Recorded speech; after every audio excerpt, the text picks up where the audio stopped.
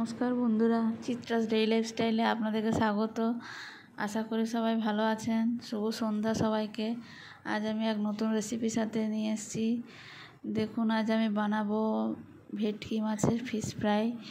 Fish fry অনেক রকমের হয়, এটা একটু অন্য রকম।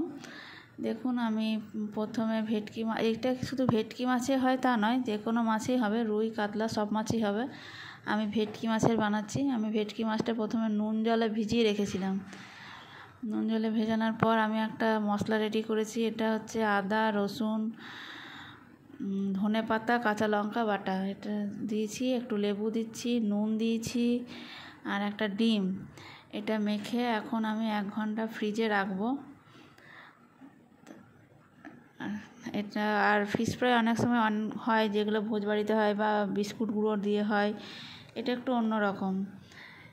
নুন জলেও যখন ভিজিয়েছিলাম, ওটাও 1/2 ঘন্টা নুন জলে আগে ভিজিয়ে রেখেছিলাম। আর এই যে ম্যাগনেটটা করছি আমি,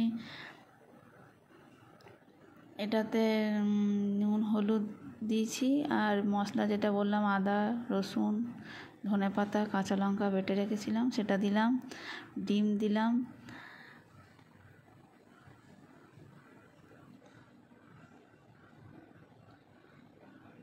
এটা মেখে ফ্রিজে ম্যাগনেট করে রাখতে হবে।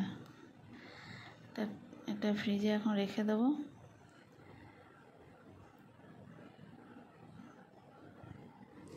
কাগজি লেবু ওটার সাথে দিয়েছিলাম, একসাথে মেখে 1 ঘন্টা ভিজিয়েছি।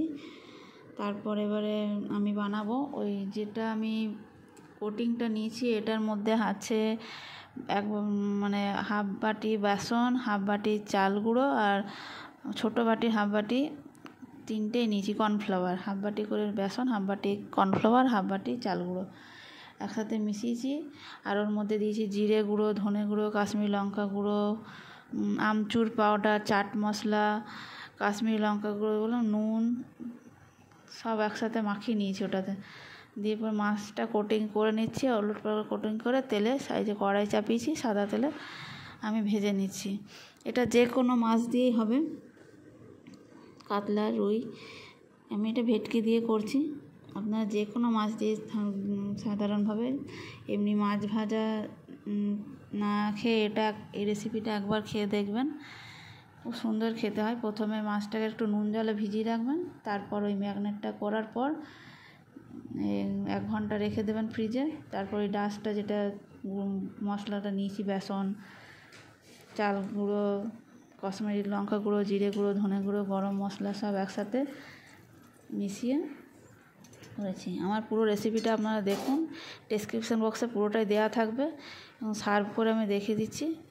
ধন্যবাদ সবাইকে। আমাকে লাইক, শেয়ার, সাবস্ক্রাইব করবেন, আমার চ্যানেলের সাথে থাকুন। সবাইকে অনেক অনেক ধন্যবাদ।